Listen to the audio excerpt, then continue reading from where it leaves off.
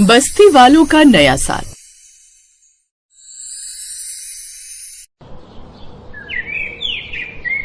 दिल्ली शहर की सर्द दिसंबर की आखिरी रात थी।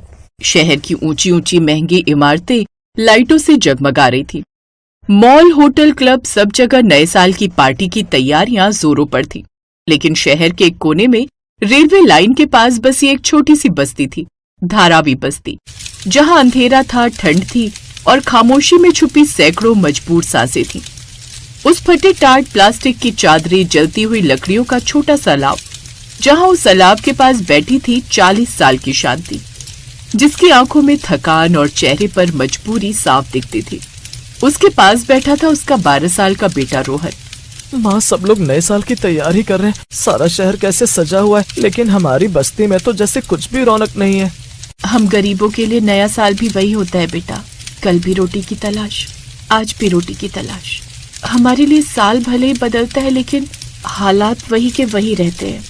पता है माँ, जब मैं मंदिर से घर लौट रहा था तो दूसरी कॉलोनी के कुछ स्कूल के बच्चे कह रहे थे कि नए साल में केक कटता है, लाइटें जलती हैं।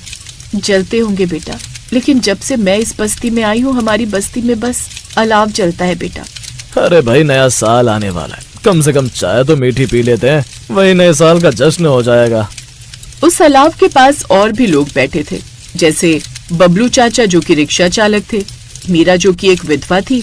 सुना है शहर में आतिशबाजी होगी, काश हमारे बच्चों की आंखों में भी रोशनी होती।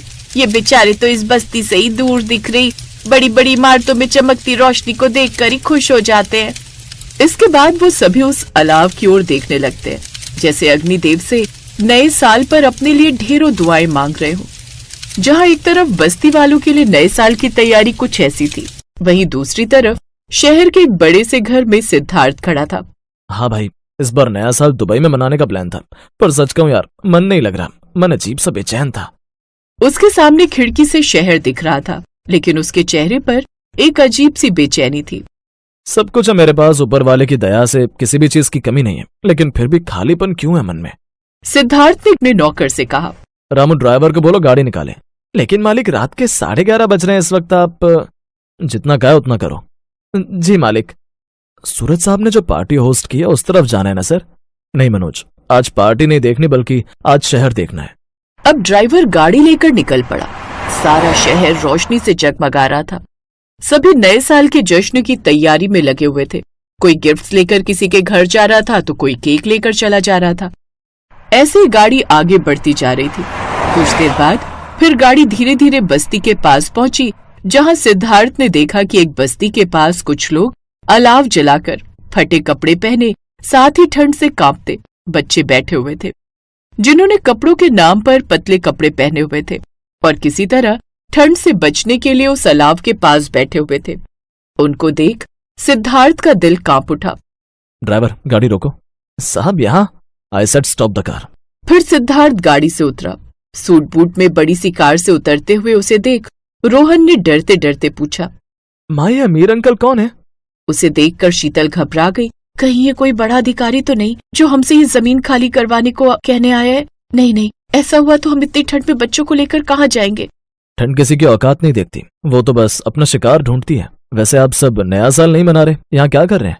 हम गरीबों का क्या नया और क्या पुराना साल साहिब। ए बबलू, जा जल्दी जा और साहब के लिए कुर्सी ले आ।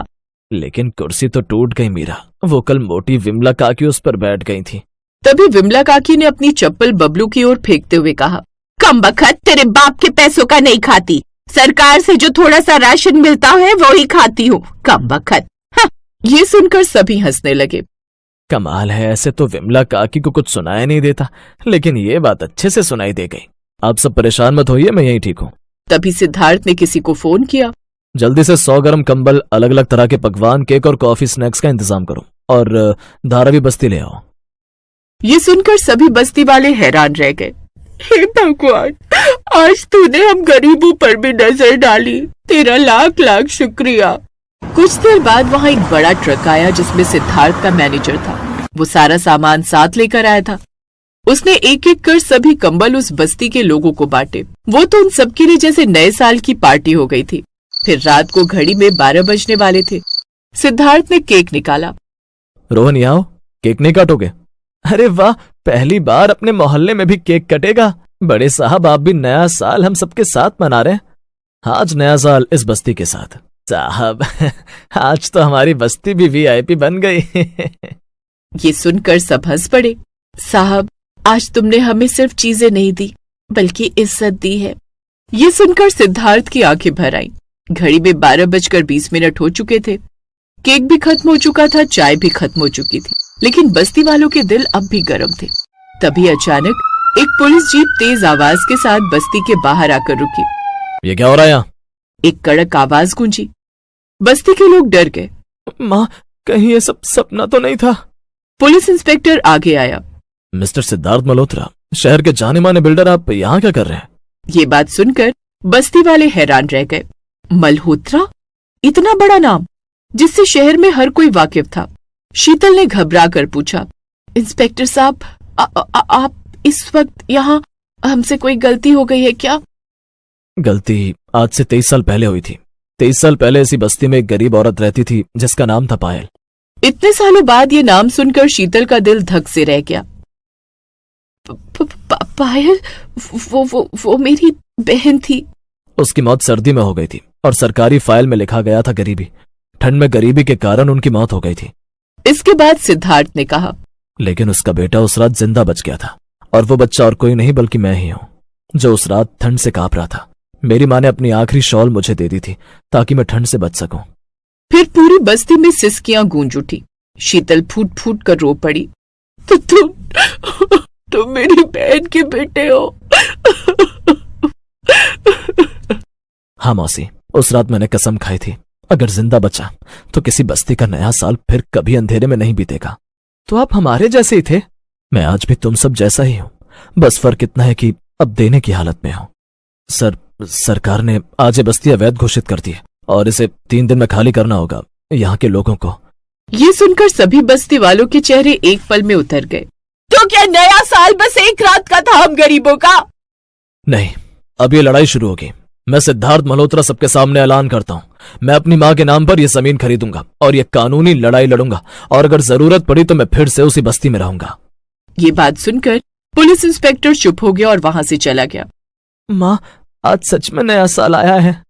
हाँ बेटा, आज बस्ती ने डर से नहीं बल्कि हक से नया साल शुरू किया है। नया साल कपड़ों, पार्टी और शोर से नहीं, इंसानियत, प्यार और साथ से मनाया जाता है। अगर एक इंसान भी ठान ले तो कई जिंदगियां बदल सकती हैं।